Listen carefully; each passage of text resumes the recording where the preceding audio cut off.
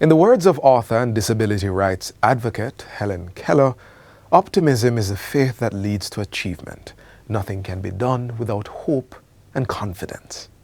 Hello there. We're happy to have you with us for another informative edition of Jamaica Magazine. I'm your host, Theodore Henry. We have a good show lined up just for you, so please stay with us. We'll be right back. Friend, it's the best decision we've ever made to further our education. We finally have our dream jobs that will allow us to enjoy other things in life. The Students' Loan Bureau did this for us, you know. Yes, girl, it was a lot of work, but we made it. All I have to start thinking about right now is to repay my student loan, and with SLB's low interest rate, I won't feel burdened at all. Well, I have other things to focus on right now. Loan repayment can stay for later. Really? Don't you know that when we repay our student loan, others benefit from the fund? Think about your little brother. Don't you want him to benefit too? Oh, of course. By paying it forward, we're making sure the next generation has the same opportunities we did. Well, I guess I never thought about it that way.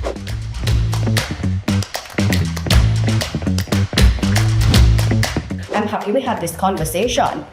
Oh, absolutely. Let me get on it right now. Yeah, man. Let's make sure others can achieve their dreams too. Visit our website at slbja.com for more details and follow all our social media platforms to be in the loop.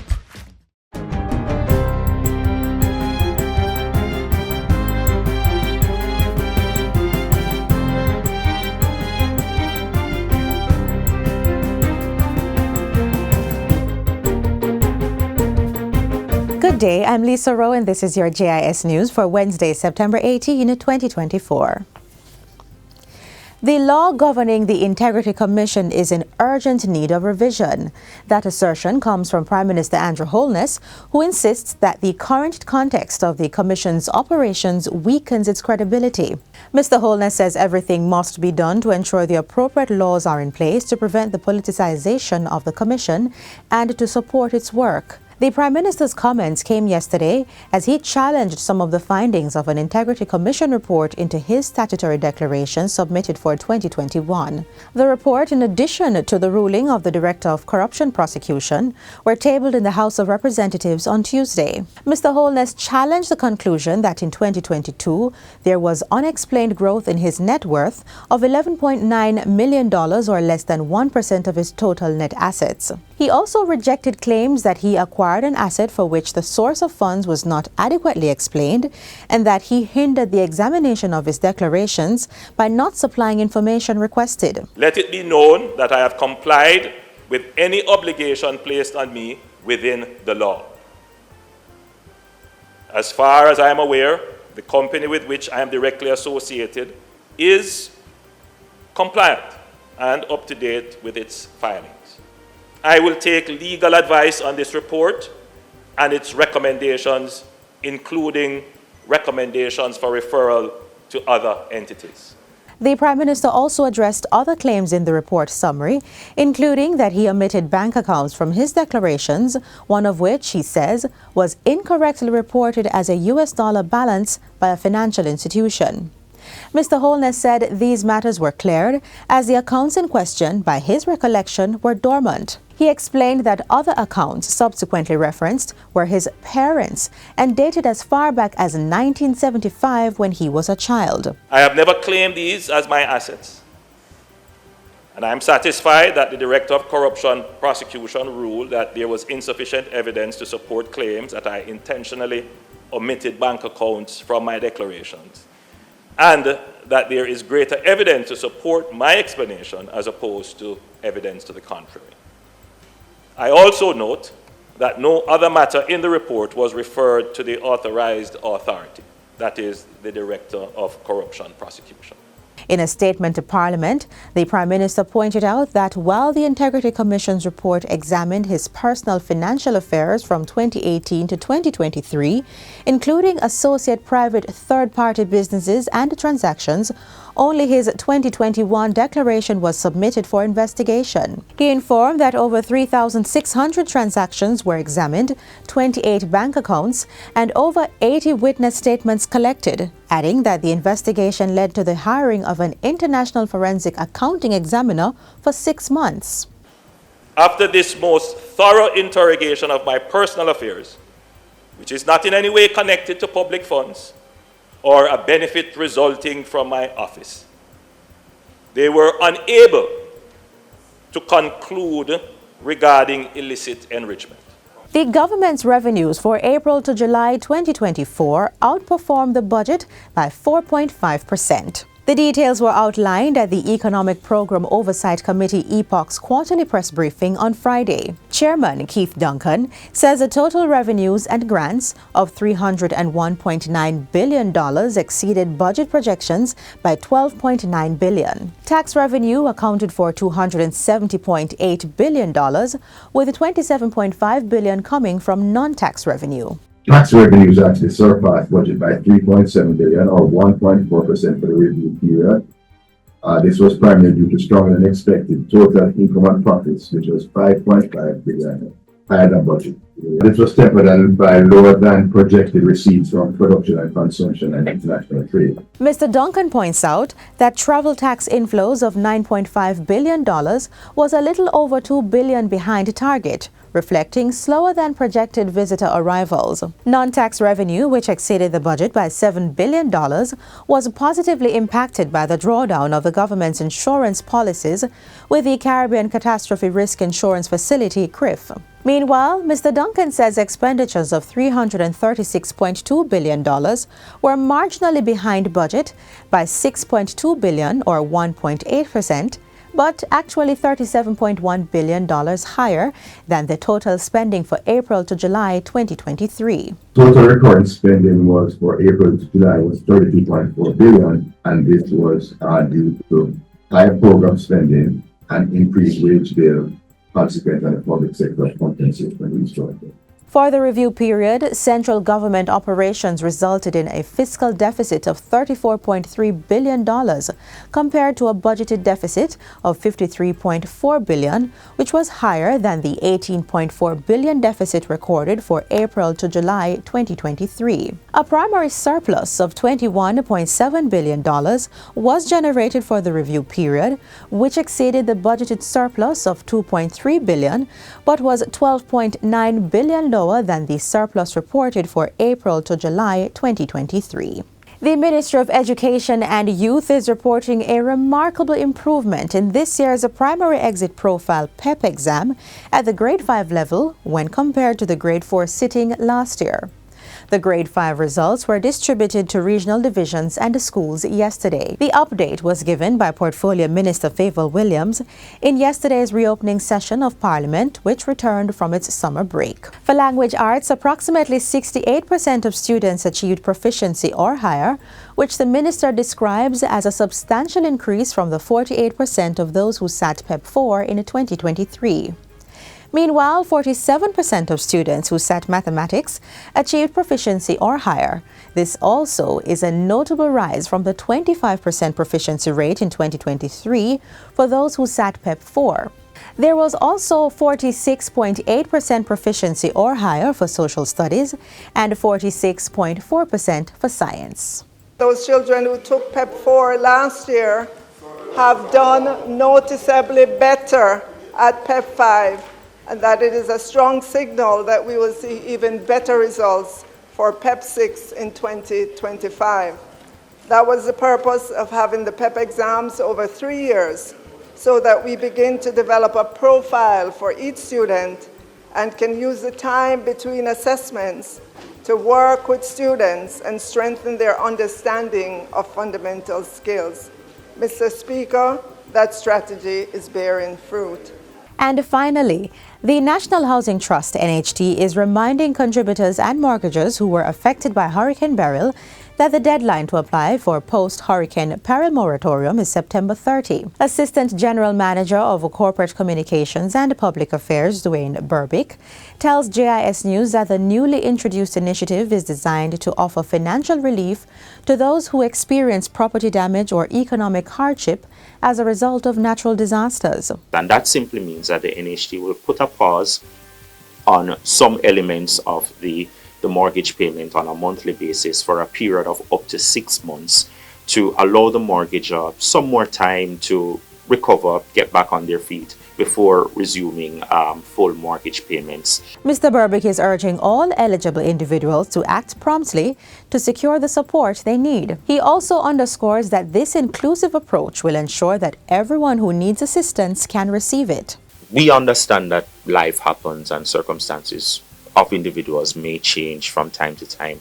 So I always take the opportunity to encourage them that if there's anything, we're talking about Hurricane Beryl in this particular case, but if there is anything that is impacting you as a mortgage at any time, that for whatever reason you're unable to meet those obligations to the NHT, we're asking you to reach out and have that conversation with us. Persons are required to complete an application form and to submit a valid government-issued identification and tax registration number, along with additional documents where applicable. These include photographs of property damage and proof of reduced income or unemployment. For more information, visit the nearest NHT office or log on to nht.gov.jm.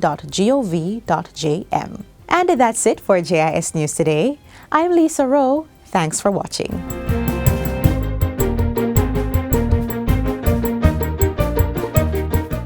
Land is a reliable, low-maintenance investment with gradual growth value. Some persons acquire land from their family or by buying a few acres. Whichever the case may be, there are varied reasons for persons to pursue land ownership. If you're on that journey, here's how the Land Administration Management Unit can help you with that.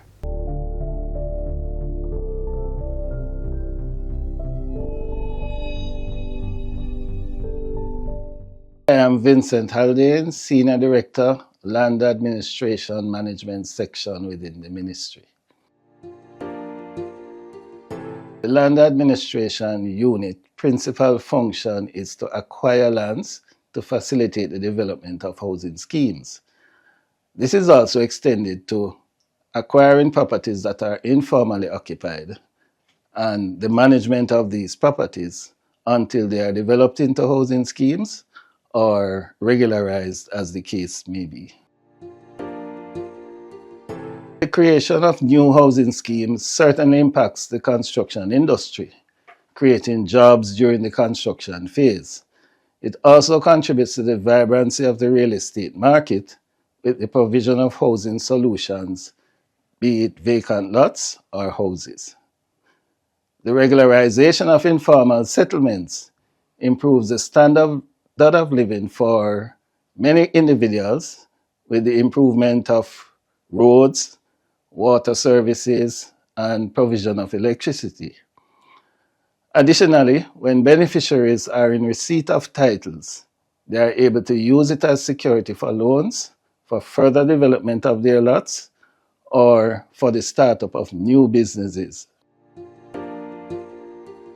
Jamaicans benefit in that we are responsible for engaging commissioned land surveyors to do subdivision surveys on the properties, and then these surveys will enable the legal department to apply for titles.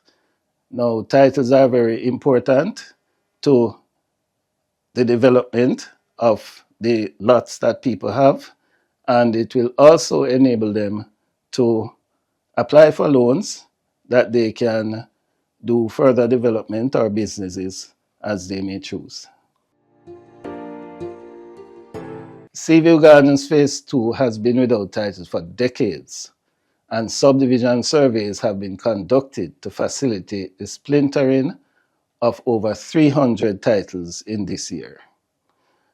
Vanzielands in Trelawney, Falmouth Trelawney is another one, which has a large informal settlement.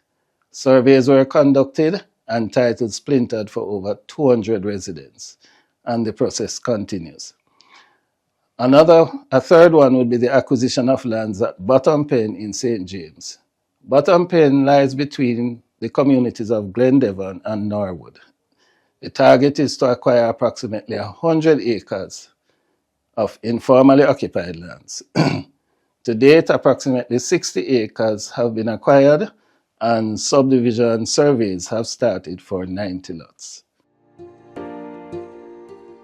Well, what you can look forward to, especially over the next year or two, is the continuation of surveys, and we'll be looking to do over 800 lots over a number of schemes.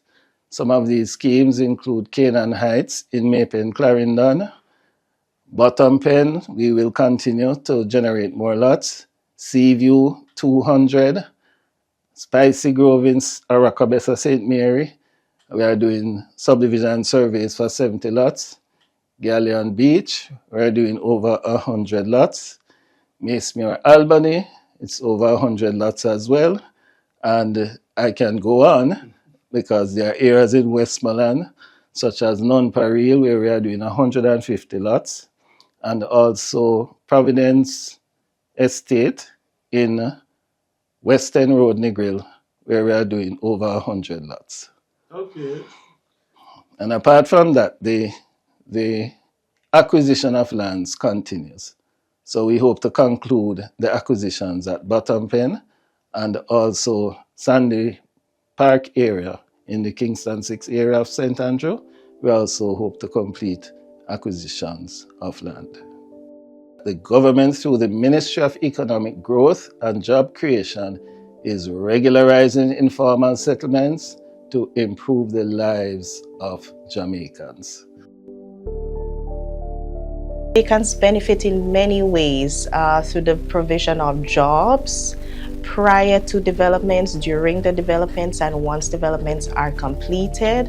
And since we also facilitate investment,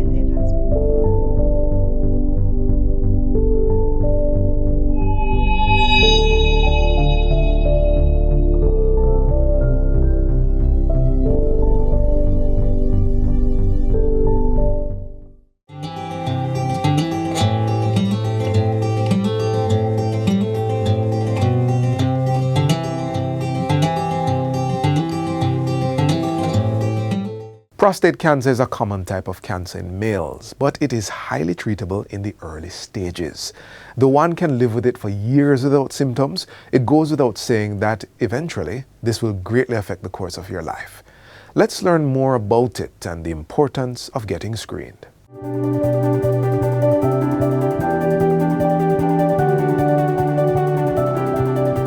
So prostate cancer is a malignancy of the prostate gland. And by malignancy, I mean a cancer. And this is where you have cells that are disorganized, unruly. They don't follow the normal rules and processes of cell life and cell death. So every organ and structure in our body has to follow rules determined by genes where cells grow and cells die. But in this particular cancer, they don't follow the rules. And it happens to occur in the prostate gland. Prostate cancer is the most common cancer in Jamaica. As it relates to cancers overall, it is the most common for men and women combined, and the most common for cancer-related deaths in men. So it's mostly common in the aging male. We tend to screen at age 40 in this country because our men are high risk. Around the world, black men are the highest risk groups. So if you look in the US database, the highest prevalence rates are seen in blacks, and it's just not in the US alone. Even in the UK, any country where there's a melting pot of different racial groups, blacks are highest risk. And I believe in our country, our statistics suggest that the highest prevalence rate is in the 70 to 79 age group band. So what is it that is responsible for this malignancy? Genetics. There are some diseases that tend to be seen in some racial groups versus others, right? And whereas prostate cancer is seen all over, you know, white men get prostate cancer, Chinese men get prostate cancer as much as black men. However, the risk is higher. It appears to be more biologically aggressive in black men, and that would just be related to genes. prostate cancer, still controversial, still investigational, whether lifestyle can prevent prostate cancer. What has the data shown? The data has shown that men who have a generally inactive lifestyle, who have an unhealthy diet, lots of fatty food, lots of processed food, not enough fruits and vegetables, may be at slightly higher risk. And therefore it is suggested that perhaps a lifestyle where one exercises a lot, eats healthier food, has a lot of these cruciferous vegetables, cauliflower, broccoli, cabbage, you know, even at one point in time, lycopenes that are found in tomato, they were the thing. Then these men would have a lower risk of getting prostate cancer. And several trials were done to see if you could prevent prostate cancer. However, there can't be any harm in exercising and eating healthy. So we encourage our patients to do so. How do we know someone has prostate cancer? We recommend that diagnosis must be done through screening. And screening means detecting the disease before you have symptoms. So the screening test for prostate cancer, a blood test and a physical exam where we feel the prostate gland. And we can feel it by inserting a finger in the rectum and simply running our hands over the surface to feel for any abnormalities. Surely the blood test is more sensitive at detecting the malignancy, and the blood test is not diagnostic, but what it suggests is that if the levels are elevated, we should go on to confirmatory tests. This conformity test is dreaded by many men in society and causes them to become apprehensive at the thought of visiting the doctor. But what does the good doctor do? Listen, a bird in the hand is worth two in the bush. If a man decides to come into my office and says, Doc, I'm not gonna allow you to do my rectal exam, I just want a blood test, he's gonna have the blood test done because he's there. And the blood test by far is more superior or sensitive to the rectal exam. I let him know I would really prefer to do the physical exam as well, but I'm not gonna let him go because he refused to do the physical exam. Fears alleviated. So if you are a man of 40 years and older, you should be going to get your prostates evaluated. The earlier the better, because if a man starts showing symptoms of prostate cancer, it is usually at an advanced stage. So let's talk about early stage prostate cancer. That is localized to the prostate and has not gone outside. It can be cured. So men can be cured of prostate cancer. Men have been cured of prostate cancer, either through surgery, where we as urologists remove that prostate, or through radiation, where radiation oncologists apply energy to the prostate over a period of time to kill prostate cells essentially.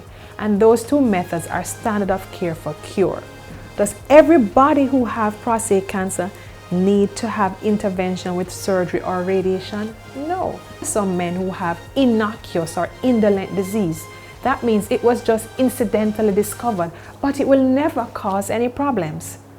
And those men can have it watched. And we call that active surveillance, where we're actively monitoring them, where we're actively checking their PSA every 3 months, where we may decide to intervene if it's not quite behaving like low risk or innocuous cancer. And those men can be spared intervention or potential complications of intervention. But if the disease is thought to be significant, and this will be based on a clinical data that we have, then it can be cured. But usually cured is if the prostate cancer is localized to the prostate, if at all maybe going just a little outside. If there is spread to distant areas, to the bone, to the spine, to other organs, we cannot offer cure. However, we can offer hormonal therapy, which helps suppress the cancer, and it can remain suppressed for a very, very long time. And this suppression is offered in the form of what we call androgens, androgen blockers. They may be availed through traditionally removing the testes, done much and much less than before, or medications, tablets that are taken, or chiefly through injectables that are given every 3 months. Chemotherapy can be offered in the early stage for prostate cancer, combined with hormones, and you find that you have a longer period of response to treatment. My message to men regarding prostate cancer and prostate screening: come in and get your checks done. The test, the physical exam, is not painful. It is brief. It takes 5 minutes, and it's a simple and quick test to do. But if there's even a challenge, know that the blood test is far more sensitive in detecting abnormality. We need to save our lives. We need our men for our country. Come in and get tested.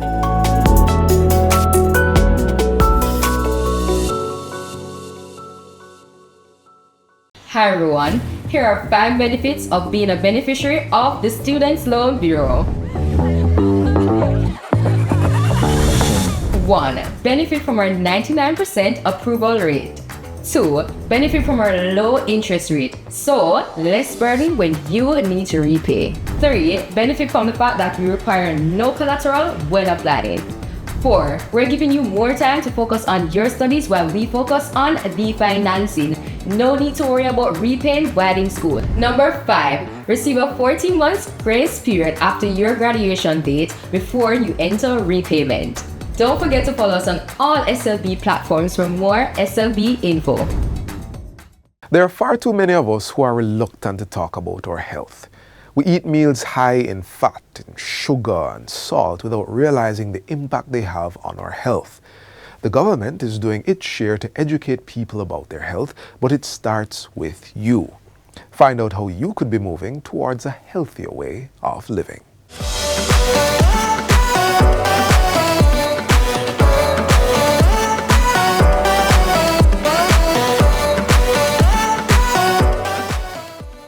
As a country, we are indeed, if we never knew, a part of a global community.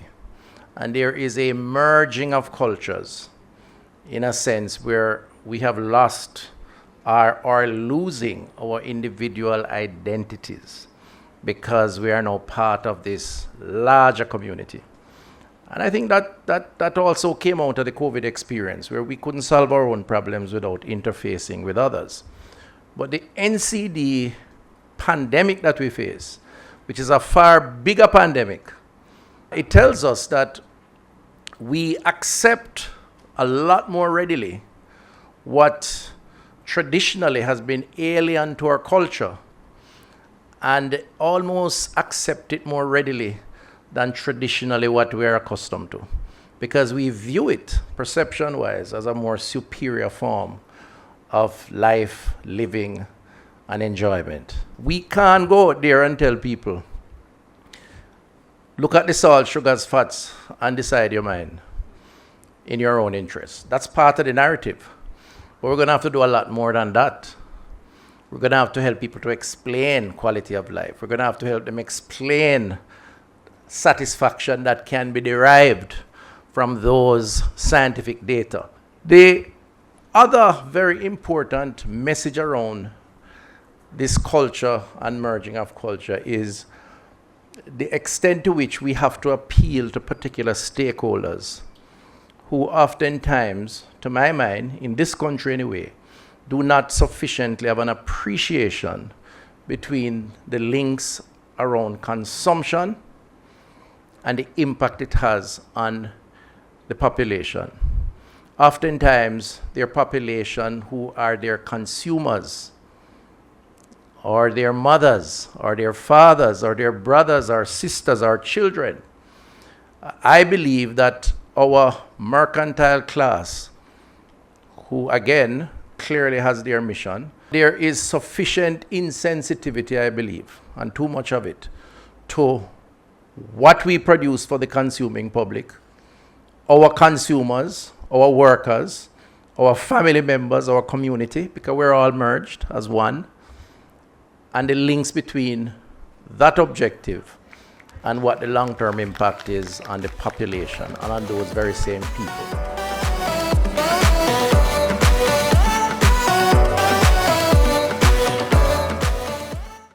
And that's a wrap for us here today, but be sure to join us tomorrow on this same station for another program that is geared to keep you informed.